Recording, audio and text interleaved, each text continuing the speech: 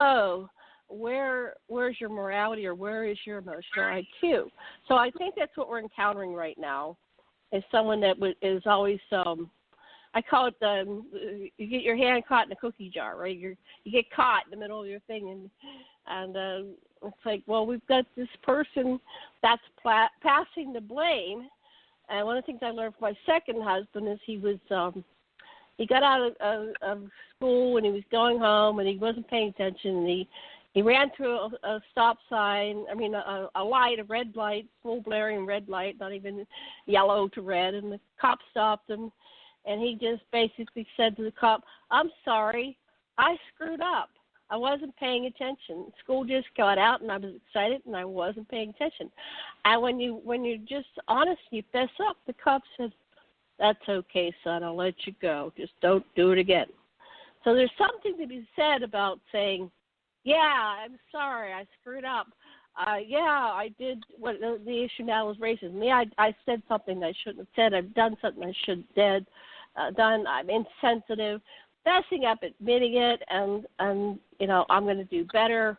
I'm going to figure this out. What I've done all my life is, one of the things I did was I lied all my life. I was my default. So why am I lying? Well, when I went through therapy, my life wasn't safe. So I learned to be the world's best liar. And when I went through therapy with my husband, we had gone to California. We did a week intensive, and we kept talking about it all the way home. By the time I was in the airport waiting for my luggage, I was just going, "Oh, I'm such a liar. I'm such a horrible person.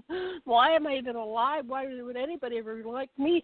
So there's something about getting down to your core and understanding yourself, and then loving yourself and giving yourself empathy and compassion. And then I'll finish with this. So Howard Stone, I'm going to try to find it. He got on one of the talk shows.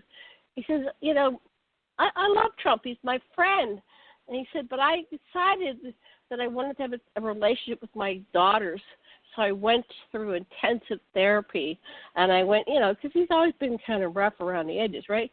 And he said, now, I did my family of origin, cultural conditioning, religious programming, and I deprogrammed myself and reprogrammed myself to be a nice human being.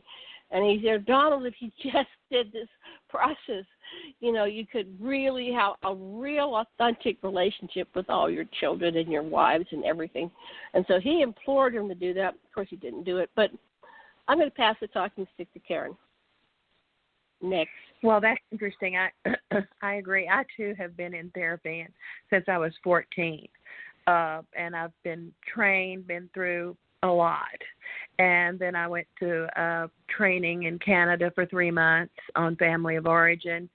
And then I've worked on myself always. And I've learned that it's good to say you're sorry for something we mess up, because it makes ourselves feel good, and it makes nobody's perfect. We all have issues. And I think it's good that we own our stuff, and I think it makes us feel better, and it makes whoever that we've hurt to feel better too. My husband has worked on himself tremendously.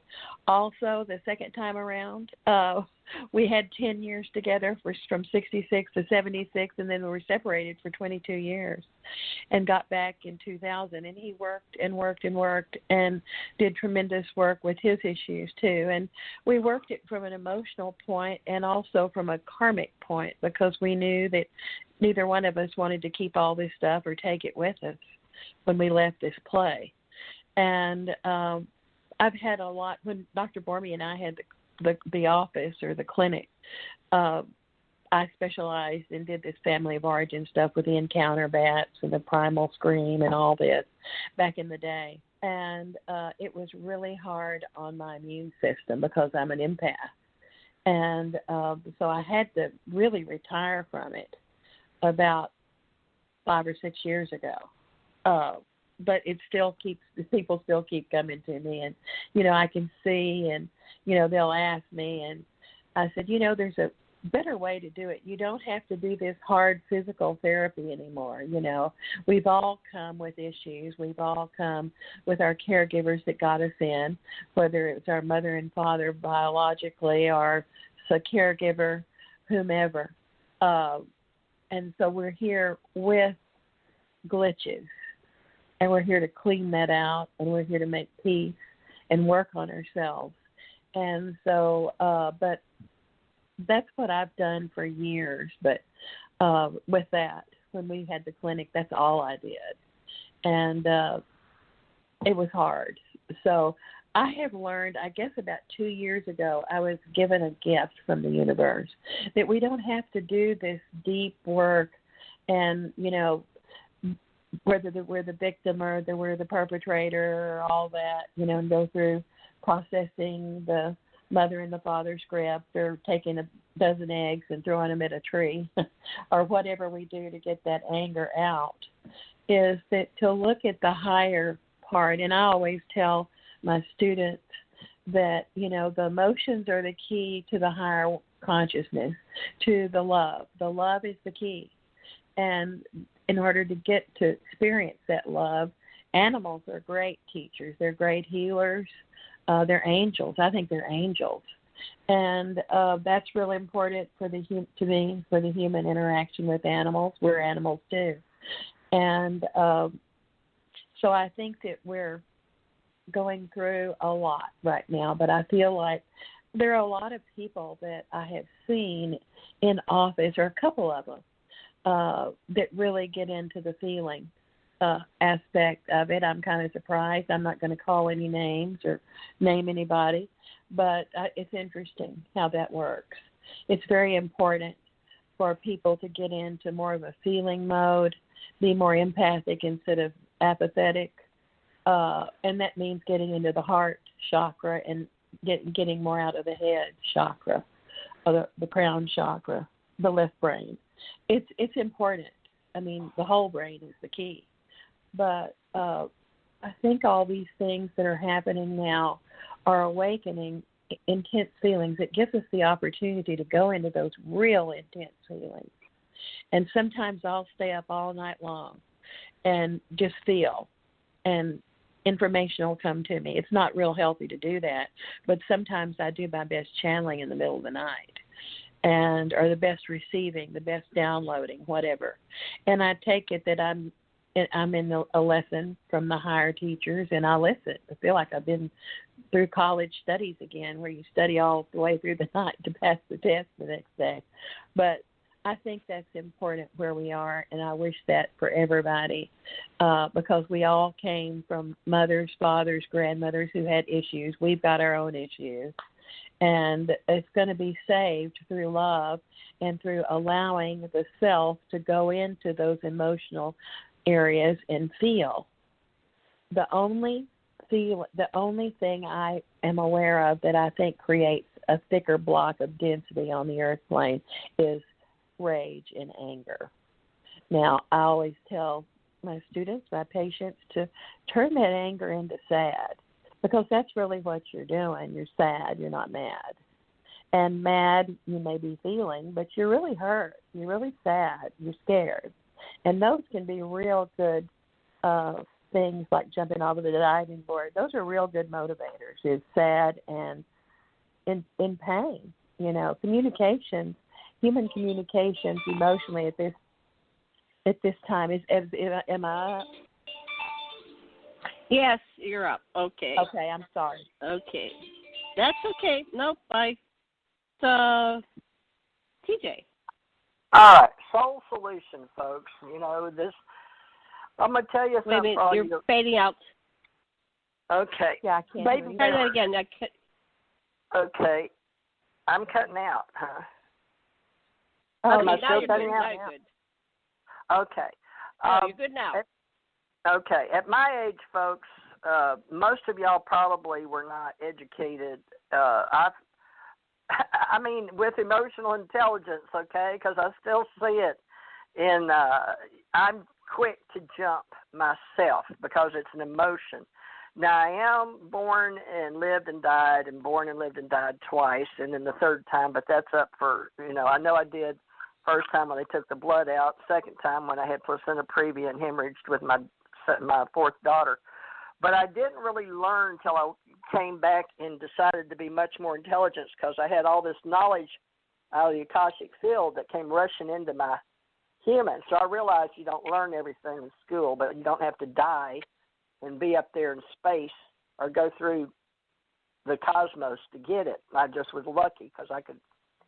These women in my college, when I went to learn about this college, how to communicate with humans, it was all about Maslow's theory. But I'll give you a quick rundown, which I'm still learning.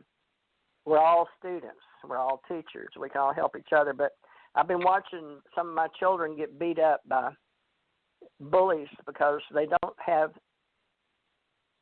control of their educational limits, or they don't think before they react. So one thing I would like to do is have a movement of my friends, if they're going to call themselves my friends, because I believe the greatest recipe in life is your friendship, how to communicate, having emotions with others. And sometimes I jump because my mind starts racing, and I'm so excited that I want to express myself, and I see that as a human trait. But especially since I'm always alone, I now educate myself every day. I do my meditation on my inner work and my awareness. But one thing I always had was deep, deep empathy. And my father and mother and the black lady that raised me, they all had deep empathy. And they cared about each other, and they had self-awareness. And my mother sometimes would react on her anger. My father, I never saw him act out, not once. Never saw my father upset. And that seems funny. I'd be 68 and go back and listen to myself. I wanted to judge my daddy because I was angry at him because him and mom got a divorce.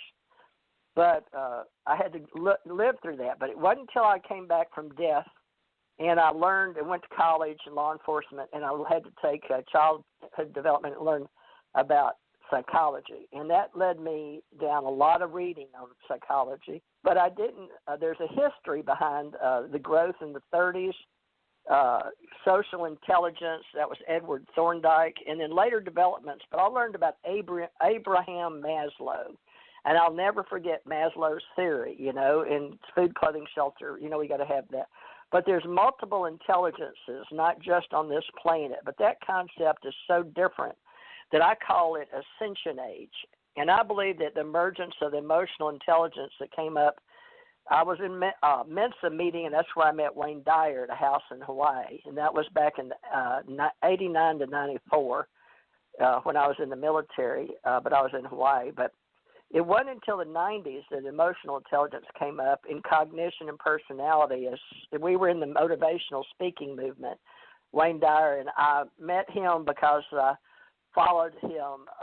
Somehow God just had me find him. I don't know what else you call it, your higher power if you want. But like I said, I'm a theocrat. I believe in theology and the study of those higher power over us because I've seen them. I hadn't touched them. I didn't get close enough to touch them, but I sure was next to them on the ships and off ships. And my Jesus was on a spaceship. But it's a symbolic term for your Christ. There's been many of them. But the concept of intelligence is coming up, but it wasn't really big until 95. And then when I went to college again in 97, I went in the 70s is when I learned about Abraham Maslow, and then I went through the motivational speaking movement. Deepak Chopra, I met him in person, so I did get to touch him and shake his hand. But he thought I wanted an autograph, but he wound up realizing and making me his equal. He may not remember that, but probably if he was in my person, human form, and me and touched again. But we did meet at a bookstore, and we got to talk because he was early and I was early, and nobody was there. It was just me and Deepak Chopra. Now, when Wayne Dyer, they left me out on the porch with him. But I listened to all his tapes, and I got to get his people synergistically involved. I got to meet Janet Kira Lessin, the girl you've been listening to in the beginning. And I'm looking forward to meeting Karen someday, probably at an event we have. I hope to meet at least once a year, folks. So emotional intelligence, okay. Try to learn about There's that. Your time. Okay, thank you. Your time's up. All okay, right. I'm Karen. No, you. Oh, Karen. no, it's you. No, is it my turn? I got confused. Okay, what do I want to talk about? Oh, goodness. Yeah, well, Yes, psychology really has saved my life.